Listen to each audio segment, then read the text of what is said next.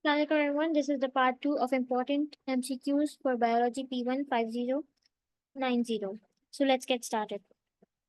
This is question number 1. You can say if the red blood cells placed in the concentrated solution, so what happens to their size? So concentrated solution means that the solution that has less water and more solute. And the dilute solution means that the solution that has more water. So if the red blood cell is placed in a concentrated solution means it is a hypertonic solution, and hypertonic means, as I told you before, that hypertonic attracts water. So the concentrated solution is hypertonic and it attracts water. What will happen that the water in the red blood cell will move out to the into the concentrated solution. So this happens when the concentration of the solution is greater than the concentration inside the cell. So the RBCs, you can say the red blood cells, shrinks because the water moves out of the red blood cells into the concentrated solution. So the answer would be what will happen? What happens to their size? The RBCs shrink.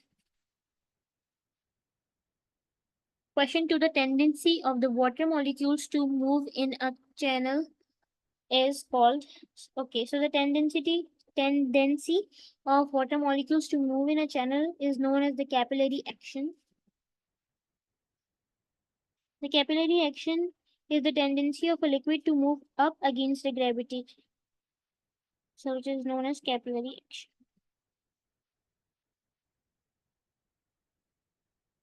Question 3. Does a dilute solution has more water potential than a concentrated solution? Yes. So its answer would be yes, because the dilute solution has more water potential as compared to the concentrated solution. Then question number 4, how does root hair take up minerals? So as I told you before, that root hair cells absorb or take up minerals by using the active transport against the concentration gradient. Active transport is always against a concentration gradient. So answer is active transport. 4 options would be given to you. 3 of them would be incorrect and 1 of them would be correct, and the correct one would be active transport. So these are the questions and I'm giving you answer in one word so you can remember them. Question 5, respiration releases energy in the form of, as I told you before, that respiration releases energy in the form of ATP, and ATP is released when cellular respiration occurs in the mitochondria in a cell. Question number 1, 2, 3, 4, 6. When a plant tissue is transferred from a beaker of water into 10% sucrose solution, where does the water enters and what happens to its size? So the plant tissue was previously in a beaker of water. When the plant tissue was in the beaker of water, the water gets into the plant tissue. So you can say that, for example, the plant tissue has 100% water. Now the plant tissue is placed in a sucrose solution, and the solution have 10% of sucrose. Means 10 solution have 10% sucrose, 90% water. Now where does the water enters and what happened to its size of the plant tissue? So the water will enter to the hypertonic solution, and in this case the hypertonic solution would be this one, the sucrose solution, which contains 10% sucrose. So as compared to the plant tissue which contain 100% water, the sucrose solution contain 10% sucrose and 90% water. So the more, you can say, the less water is in the sucrose solution, which is 90%. So this 100% water from the plant tissue will go to the sucrose solution. So the plant tissue will shrink, or you can say will get plasmolized, and the water will enter the sucrose solution. Question number 7, a plant cell placed in water enlarge, but what happens if it is placed in water after boiling? So when the plant cell is placed in water, they have told you that when the plant cell is placed in water, it enlarges, okay? But when it is boiled, boiled, and then it is placed in the water, what happens? So after boiling, when the plant cell is placed in the water, plant cell may get burst because of excess water. As due to boiling, the cell wall of the plant cell would be destroyed. Question 8. What is osmosis? So osmosis is the movement of water molecules from a solution with the higher concentration of water to the solution with a lower concentration of water molecules. And this movement is through a partially permeable membrane down a concentration gradient. So this was the definition of osmosis that you need to remember. Four statements will be given to you and you will have to choose the correct one. Osmosis involves the movement of water molecules only. And second thing is that it moves through a partially permeable membrane.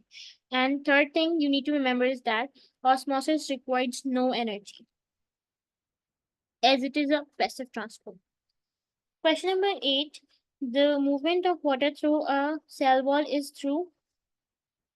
So the movement of water through a cell wall is through osmosis. Then the movement of gases through the partially permeable membrane. So this is the movement of gases. And here is mentioned partially permeable membrane. So one thing that you need to remember when they talk about the movement of gases. So as I told you previously that osmosis is the movement of water molecules. Movement of gases is known as diffusion. The movement of gases through the partially permeable membrane down the concentration gradient. So here in this blank, the word down will come. Down the concentration gradient is known as or is called diffusion.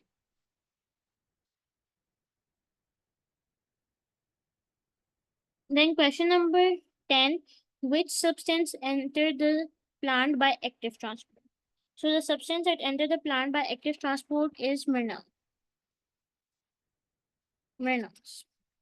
Then 11, in an enzyme controlled reaction, what is key and what is lock? So in an enzyme controlled reaction, the key, or you can say the key is the substrate, however, the lock is the enzyme. So key, substrate, and the lock is the enzyme. Question number 12, oily stain on a shirt can be removed by which enzyme? So oily stain can be removed by lipase because lipase is the enzyme that can remove it, and lipase digests lipids. Lipids are the fats, or you can say the oily stains on the shirt. Question number 13. The increase in the temperature increases the kinetic energy of molecule. It increases collision rate and between dash and dash, which in turn dash the rate of enzyme action. So the increase in temperature. As the temperature increases, kinetic energy increases. So it increases the collision rate between enzyme and the substrate, which in turn increases the rate of reaction. So here will become, I'm writing in short form, but you have to take the correct option, which includes the correct words for correct words to fill this blank. Enzyme as for substrate and increases the rate of enzyme reaction. So how do I know that enzyme and substrate there would be a increase in the rate of collision between enzyme and substrate because they are talking about the enzyme action. So I hope you understood it. This was the part 2.